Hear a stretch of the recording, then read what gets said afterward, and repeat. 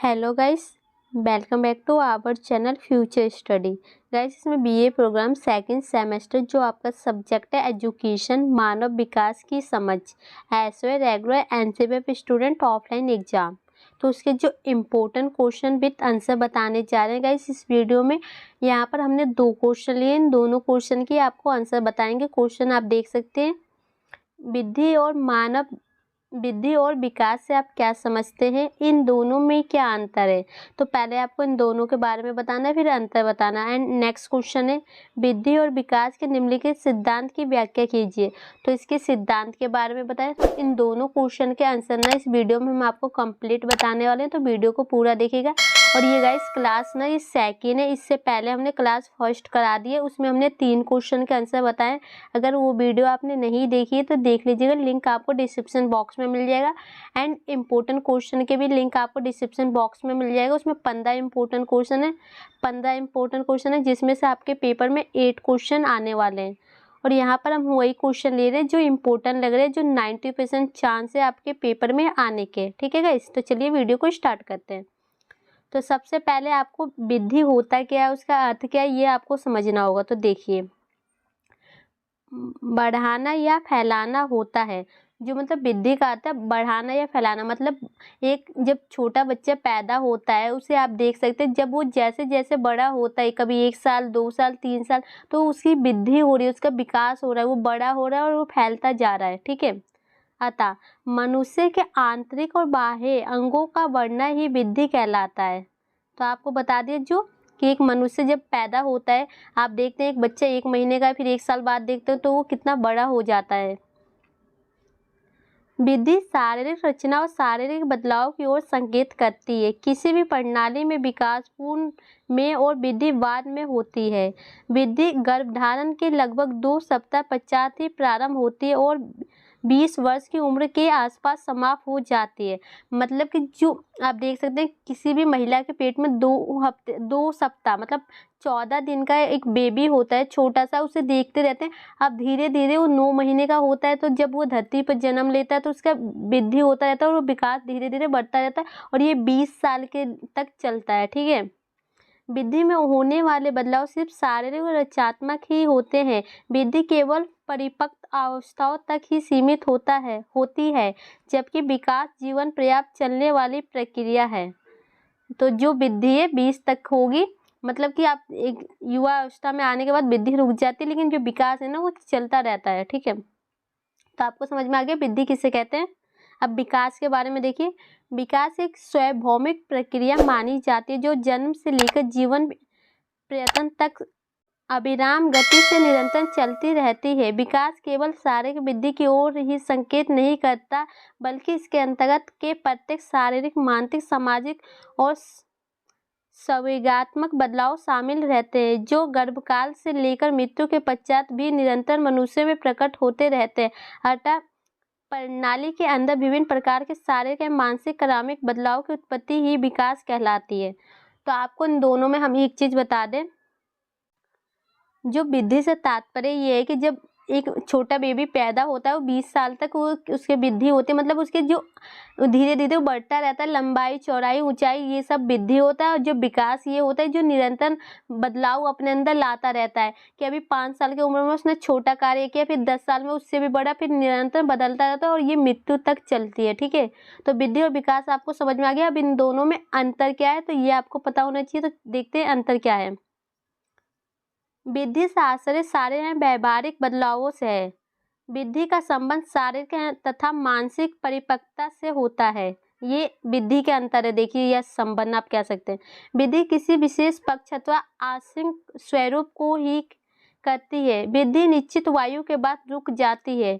जो 20 साल की आयु हो जाती है तो वृद्धि रुक जाती है। वृद्धि में व्यक्तिगत भेद होते हैं। सभी बालक की वृद्धि असमान होती है, मतलब एक जैसे नहीं होती है, सबकी अलग अलग होती है। वृद्धि का मापन उचित होता है, जैसे शरीर की लंबाई भार की वृद्धि को मापा जा सकता है। मतलब कि उस शरीर की लंबाई, वो कितनी लंबाई हो गई, ऊंचाई कितनी हो गई, उसके वजन कितने हो गए, इससे वृद्धि नापा जा सकता है। विकास देखिए, विकास आश्रय शरीर के विभिन्न शारीरिक, मानसिक तथा व्यवहारिक संगठन से होता है। विकास वातावरण से भी संबंधित होता है। विकास प्रणाली में होने वाले कुल परिवर्तन का योग होता है। विकास जीवन पर्यंत निरंतर चलता ही रहता है। विकास में समानता पाई जाती है, किंतु उसकी दर, सीमा आदि में आवश्यक अंतर पाया जाता है। विकास के बदलावों को होते हुए देखा जा सकता है, जैसे आंतरिक बदलाव हम योग्यता को मात्र अवलोकित कर सकते हैं। तो जो विकास है अपनी योग्यता के अनुसार ना धीरे धीरे अपना विकास कर सकता है एक व्यक्ति, और जो वृद्धि है ना एक निश्चित समय तक चलती है और रुक जाती है। आपने इन दोनों में अंतर और संबंध देख लिया। 6 पॉइंट है, ये सब आप देख सकते हैं, स्क्रीनशॉट ले सकते हैं, इसका लिख सकते हैं। तो ये तो हो गया क्वेश्चन नंबर फर्स्ट। अब क्वेश्चन सेकंड देखते हैं कि जो वृद्धि और विकास में जो उनके सिद्धांत क्या है। तो इसके जो निम्नलिखित सिद्धांत होते हैं गाइस, तो एग्जाम्पल के लिए पहले तो एक राइटर की देखिए, ये इनके राइटर के इन्होंने क्या बताया है। जब बालक विकास की एक अवस्था से दूसरी अवस्था में प्रवेश करता है, तब हम उसमें कुछ परिवर्तन देखते हैं। अध्ययनों से यह सिद्ध किया गया है कि परिवर्तन निश्चित सिद्धांतों के अनुसार लेता है, इन्हीं को सिद्धांत कहा जाता है। मतलब जो सिद्धांत उसे कहते हैं, जो एक व्यक्ति, एक जो छोटा बच्चा है वो निम्नलिखित परिवर्तन लेता रहता है अपने शरीर को अकॉर्डिंग, अपने उम्र के अकॉर्डिंग, उसे ही सिद्धांत कहते हैं। उसके अब बताए गए कि छोटे से बड़े कैसे हुए जाते हैं, उसी को सिद्धांत कहते हैं।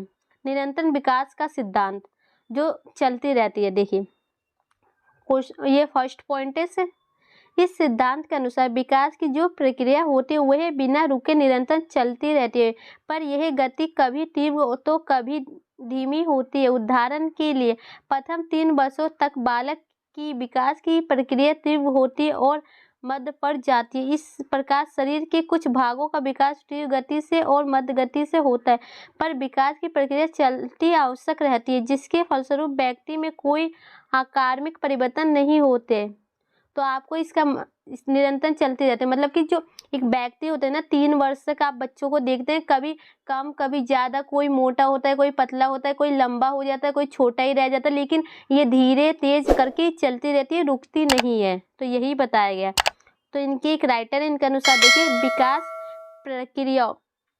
विकास प्रक्रियाओं के निरंतर का सिद्धांत केवल इस तथ्य पर बल देता है कि बालक की शक्ति पर कोई अचानक या क्रमश परिवर्तन नहीं होता। मतलब अचानक से कोई परिवर्तन नहीं होता, वो एक निश्चित परिवर्तन होता है कि हाँ ये परिवर्तन होना है, कभी कम कभी ज़्यादा होती रहती है।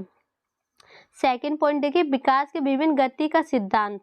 अब उसकी गति है किस टाइप से चलती है, राइटर के अनुसार देखिए, इस सिद्धांत का स्पष्टीकरण करते हुए लिखा है, विभिन्न व्यक्तियों के विकास की गति में विभिन्नता होती है और ये विभिन्नता विकास के संपूर्ण काल में यथावत बनी रहती है, और जो छोटा होता है वह साधारणता का छोटा ही रहता है।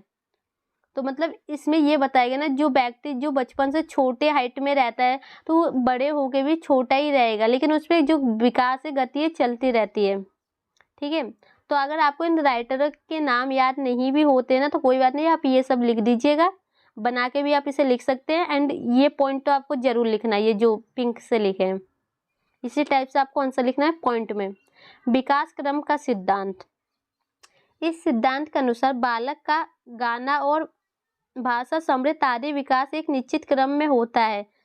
तो इसमें ये बताया गया है, मतलब कि जो इस क्रम के अकॉर्डिंग ना जो बच्चा है बोलना, चालना, बातचीत करना और गाना गाना ये सब सीख जाता है। ठीक है,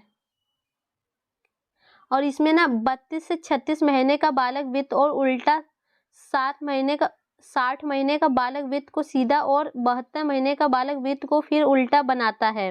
इस प्रकार से बालक जन्म के समय केवल रोना ही जानता है। जब वह 3 माह का हो जाता है तो वह गले से एक विशेष प्रकार की आवाज़ निकालता है, और वह 6 महीने में वह अंदर की ध्वनि भी निकालना सीख जाता है। उसके अंदर 7 महीने में बालक अपने माता पिता के लिए दा, मा, पा आदि शब्दों का प्रयोग करने लगता है। मतलब इसमें यही बताया गया, एक छोटा बेबी होता है, जब वो पैदा होता है तो वो रोने की वजह कुछ भी नहीं जानता, लेकिन वो धीरे धीरे ना माँ, बा, दा करते करते धीरे धीरे आप देखते हैं कि जब 6 महीने का हो जाता है तो मम्मी, पापा, बुआ, दादी बोलना स्टार्ट कर देता है, धीरे धीरे अपना विकास करता है। अब ये देखिए नेक्स्ट पॉइंट है, विकास दिशा का सिद्धांत। इसको ना सिद्धांत को आप इस टाइप से भी लिख सकते हैं कि एक छोटा बेबी के ऊपर एग्जाम्पल देके कि जब वो पैदा होता है तो कैसे अपना विकास करता है। ठीक है, तो आंसर में अगर आपको नहीं आया तो आप समझ के लिख दीजिएगा। इस सिद्धांत के अनुसार बालक का विकास सिर से पैर की दिशा में होता है। उदाहरण, अपने जीवन के प्रथम सप्ताह में बालक केवल अपने सिर को उठा पाता है। पहले 3 माह में वह अपने नेत्रों की गति पर नियंत्रण करना सीख जाता है। छठे माह में वह अपने ओठों की गति पर अधिकार कर लेता है। मतलब तीसरे महीने में सिर्फ अपने आंखों के ऊपर की इधर उधर इशारा करना सीखता है। और जो छठा महीना होता है ना, उसमें वह अपने गति को नियंत्रण करना सीख जाता है कि हाथ पैर हिलाना ये सब आ जाएगा। जो 9वें महीने में सहारा लेना बैठना सीखता है, मतलब कुछ पकड़ के चलना बैठना गिरना ये सब सीख जाता है बच्चा। और 1 साल में वह स्वयं बैठने घिसका कर चलने लगता है। और 1 साल में वो बैठ भी जाता है और घिस के चलने भी लगता है और वह बड़ा होने लगता है। इस प्रकार जो शिशु अपने जन्म के प्रथम सप्ताह में केवल अपने सिर को उठा पाता था, वही बालक 1 वर्ष के बाद खड़ा होने लगता है और 18 महीना के बाद चलना भी शुरू कर देता है। और जब वो बालक 1.5 साल का हो जाता है, वो चलना भी शुरू कर देता है। ठीक है, तो आपको समझ आ जा रहा होगा आंसर। एकीकरण का सिद्धांत 5 पॉइंट है।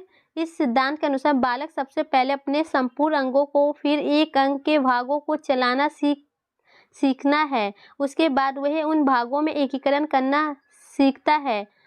उदाहरण के स्वरूप देखें तो बालक पहले पूरे हाथ को खिलाता है, फिर उंगलियों को, उसके बाद फिर हाथ अहम उंगलियों को एक साथ चलने सिखाता है। मतलब इसमें यह बताएगा पहले बालक अपने हाथों को हिलाता है धीरे धीरे, फिर उंगलियों को हिलाता है, फिर दोनों को एक साथ मिलाकर हिलाना चलाना सीखता है। परस्पर संबंध का सिद्धांत 6 पॉइंट।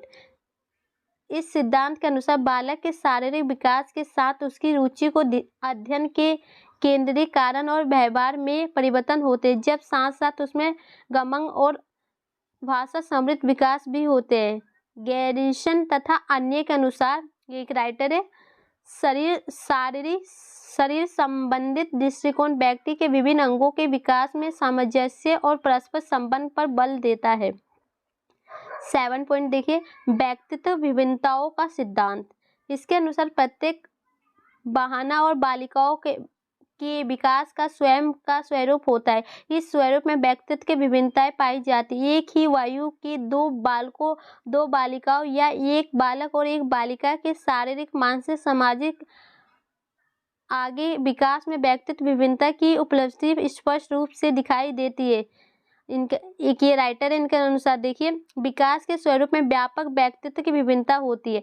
मतलब इसमें ये बताया जा रहा है कि आप मान लीजिए 2 बच्चे हैं, दोनों एक ही दिन जन्म लिए, लेकिन कुछ बच्चों में ना कुछ ज़्यादा ही शक्ति होती है तो कुछ में कम होती है, तो वो अपने अकॉर्डिंग विकास करते रहते हैं, अपने में परिवर्तन शारीरिक मानसिक करते रहते हैं। आप एक दे सकते हैं, एक कोई बच्चा छोटी है 1 साल की उम्र में ही छोटा दिखता है जैसे 6 महीने का, और ये 1 साल की उम्र में 2 साल के बच्चे के अकॉर्डिंग भी दिखता है। उसे अपने वृद्धि और विकास पर काबू किया रहता है और वो अच्छे से करता है।